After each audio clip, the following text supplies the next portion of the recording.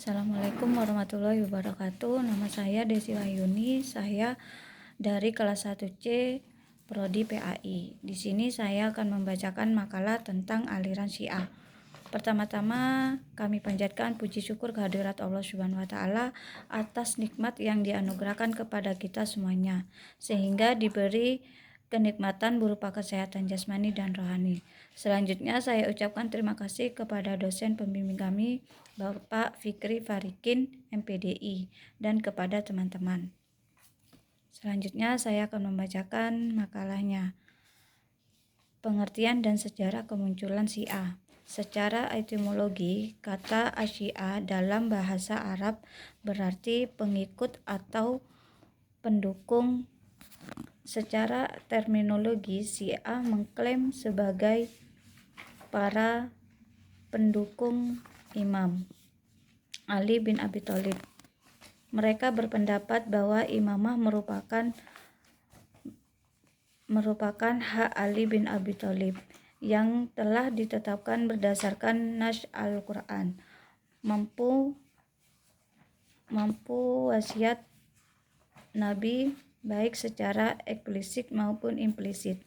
Mereka meyakini bahwa imamah tidak akan jatuh ke tangan orang lain selain keturunan Ali bin Abi Thalib, dan jika jatuh ke tangan orang lain maka hal itu disebabkan karena kezaliman orang tersebut.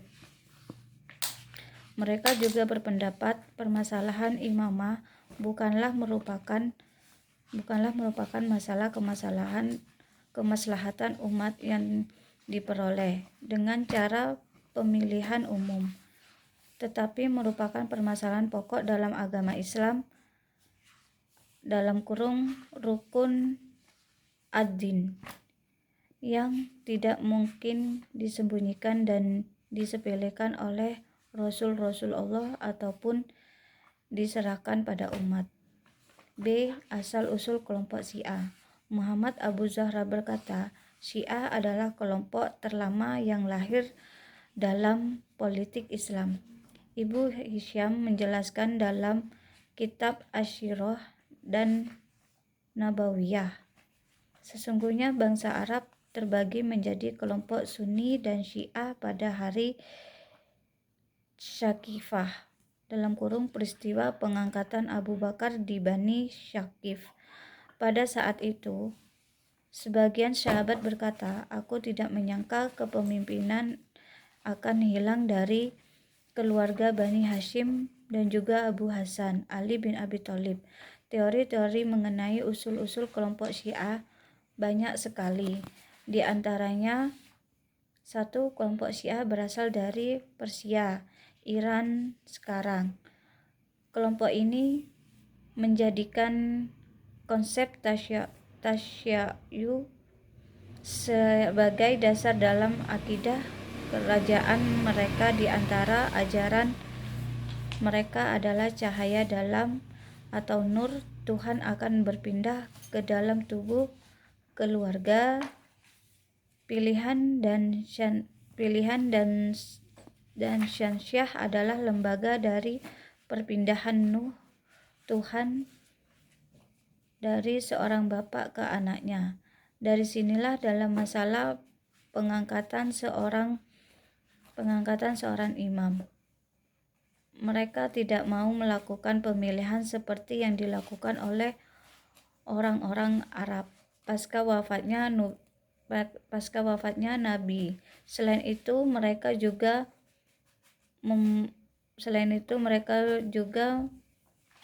mengumumkan Abdul Bait keluarga Nabi dan mempercayai bahwa seorang imam adalah maksum. Lahirnya kelompok Syiah karena pengaruh agama Nasrani. Pendapat tersebut didasarkan pada perkataan kelompok Syiah, Syabaiyah Ali bin Abi Thalib tidak mati terbunuh, akan tetapi Allah menyerupakan seorang dengan rupanya dan Ali diangkat oleh Allah seperti diangkatnya Nabi Isa, dan Ali turun untuk menegakkan keadilan dan menyebarkan perdamaian. Kelompok Syiah muncul sebagai pengaruh dari agama Yahudi.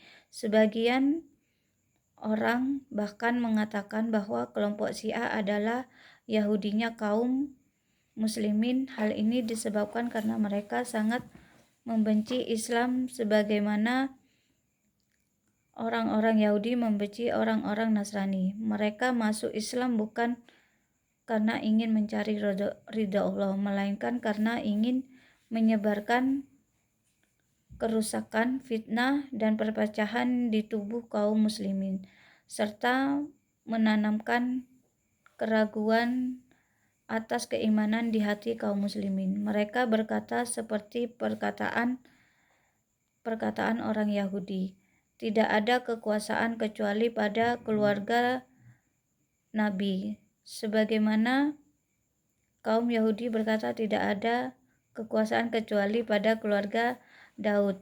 Syiah sebagai salah satu sekte pada dasarnya lahir dari kekacauan yang terjadi di tubuh umat Islam periode awal yang direkayasa oleh Yahudi. Akidah dan ajaran Syiah. Beberapa poin berikut menjelaskan tentang akidah dan ajaran Syiah, yaitu 1. Keyakinan Syiah tentang imam mereka. Mereka sepakat bahwa para nabi dan imam Syiah adalah maksum atau terhindar dari perbuatan dosa, baik dari dosa kecil maupun dosa besar. Selain itu, mereka juga sepakat bahwa tawali menolong para imam dan tabari meninggalkan musuh-musuhnya adalah wajib hukumnya, baik dilakukan dalam bentuk ucapan, perbuatan maupun keyakinan. Dalam hal ini, sebagian pengikut kelompok Syiah Zaidiyah tidak sependapat dengan mereka. Kitab-kitab suci Syiah. Dalam catatan sejarah Syiah, Nabi memiliki sebuah syafi'ah, lembar-lembar kertas yang selalu digantungkannya di bahu pedang beliau. Sahifah Zaubah Asy-Syafi'ah. Kemudian Rasulullah mendekatkan hadisnya pada Imam Ali untuk disalin ke dalam syafi'ahnya. Tatkala Rasulullah meninggal dunia, Imam Ali memeliharanya dengan baik.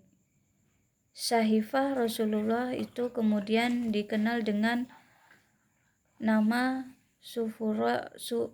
Suhufat Ali. Selain Ali, Jami'iyah dan Syafi'ah Zuwabah Asy-Syafi'i kalangan Syiah mempercayai adanya satu sahifah An-Namus yang berisi nama para pengikut sekaligus para musuh mereka hingga hari kiamat. 2.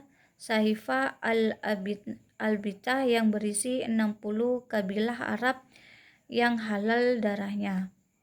Yang ketiga, Al-Zafar Al-Abiyat yang menurut Abu Abdillah berisi Zabur Daud, Taurat, Musa, Injil, Isa, Suhuf Ibrahim, halal dan haram, serta Al-Jafar Al-Ahmar yang berisi senjata yang hanya terbuka karena darah untuk berperang. Yang keempat, Mushaf Fatimah yang menurut mereka tidak ada di dalamnya satu ayat pun, dan Qutbullah. Yang ketiga, kitab hadis Syiah. Keempat, kitab hadis yang merupakan rujukan utama Syiah setelah Al-Quran itu adalah sebagai berikut. 1. Al-Kahfi. 2. Man la yaduruhul. 3 dan 4. Tahzib Al-Ahkam dan Al-Istibsar. Yang keempat, kelompok-kelompok Syiah. Menurut Syahrastani, kelompok Syiah dibagi menjadi 5 bagian. Yang ke-1 Qasyaniyah, kedua Zaidiyah, yang ketiga Imamiyah, yang keempat Gholat, yang kelima Ismailiyah. Sedangkan Asy'ariyah dibagi menjadi 3 kelompok, yaitu 1. Syiah Gholiyah yang terbagi 15 kelompok, 2. Syiah Imamiyah atau Rafidah juga menjadi 14 kelompok. Syiah Zaidiyah juga terbagi menjadi 6 kelompok. Ada beberapa hal yang disepakati oleh kelompok Syiah, di antaranya masalah pengangkatan imam atau khalifah di masa Rasulullah SAW.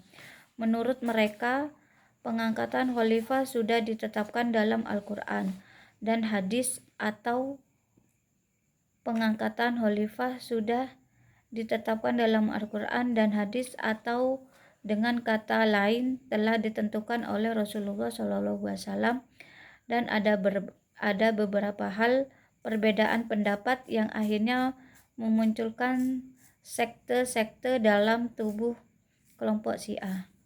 Terima kasih. Wassalamualaikum warahmatullahi wabarakatuh.